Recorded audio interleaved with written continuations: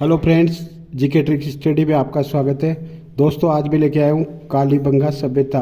तो इसमें कालीबंगा सभ्यता के महत्वपूर्ण फैक्ट्स नीचे दिए गए हैं जो एग्जाम की दृष्टि से आपके लिए इम्पोर्टेंट होने वाले हैं।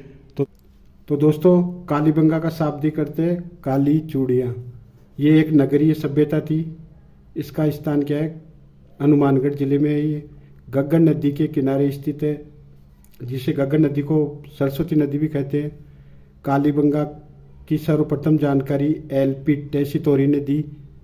इसकी खोज अमलानंद घोष ने 1952 में की तथा उत्खनन बी.एल. लाल, बी.के. थापर, एम.डी. खरे और के.एम. श्रीवास्तव ने की। यहाँ पूर्व हड़प्पाकालीन और हड़प्पाकालीन अवशेष मिले हैं। राजस्थान की सबसे प्राचीन सभ्यता है ये।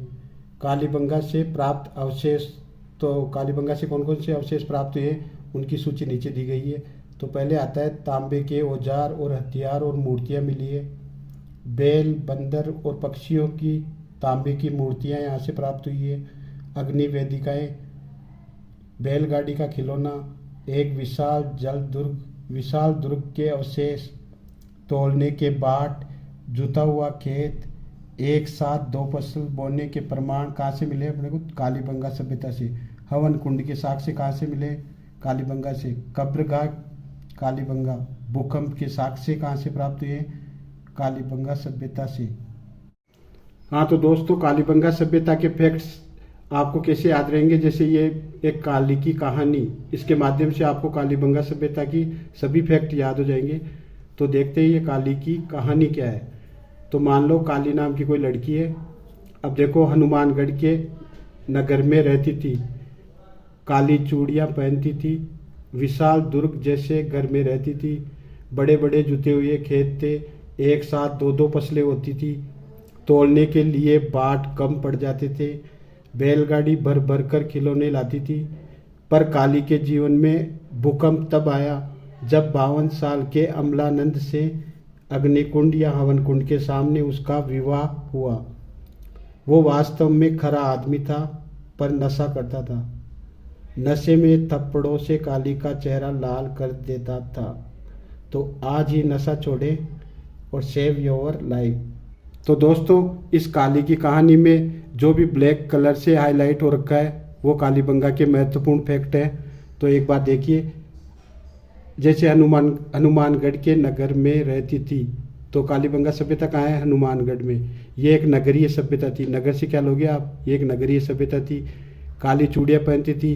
तो इसमें क्या हुआ? काली चूड़ियाँ का यानी कि कालीबंगा का शाब्दिक अर्थ क्या होता है? काली चूड़ियाँ। विशाल दुर्ग के अवशेष कहाँ मिले? कालीबंगा में। तो विशाल दुर्ग जैसे घर में रहती थी। यहाँ घर से आप गग्गर नदी लो तो कालीबंगा सभ्यता कौन सी नदी के किनारे है? गग्गर नदी। बड़े बड़े जुते हुए खेत थे। तो बड़े बड़े जुते हुए खेतों का प्रमाण कहाँ से मिला है? कालीबंगा से। एक साथ दो दो फसलें होती थी। तो एक साथ दो दो फसलें होने का प्रमाण कहाँ से मिला है? कालीबंगा से। तोलने के लिए बाट कम पड़ जाते थे। तो इसमें देखो आप, तोलने के बाट के अवशेष कहाँ से मिले हैं? कालीबंगा से। बैलगाड़ी और खिलौनों का अवशेष कहाँ से मिला है? कालीबंगा से।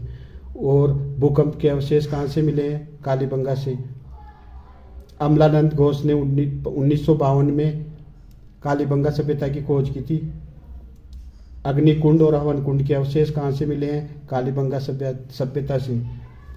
और वो वास्तव में खरा आदमी था। तो इसमें वास्तव से क्या लोगे आप? के.एम. श्रीवास्तव। ठीक है। और खरा से क्या लोगे आप? एम.डी. खरे। इन्होंने कालीबंगा सभ्यता के उत्खनन का कार्य किया था। अब नशे में ये देखो, थप्पड़ों से आप क्या लोगे? थापड़। तो कालीबंगा सभ्यता का उत्खनन कार्य किस किस ने किया? बी.एल. लाल, थापर और खरे और श्रीवास्तव ने। तो ये थप्पड़ से आप क्या लोगे? थापर। और लाल से बी.एल. लाल। बी.एल. लाल ने भी कालीबंगा सभ्यता की खोज में उत्खनन कार्य किया था।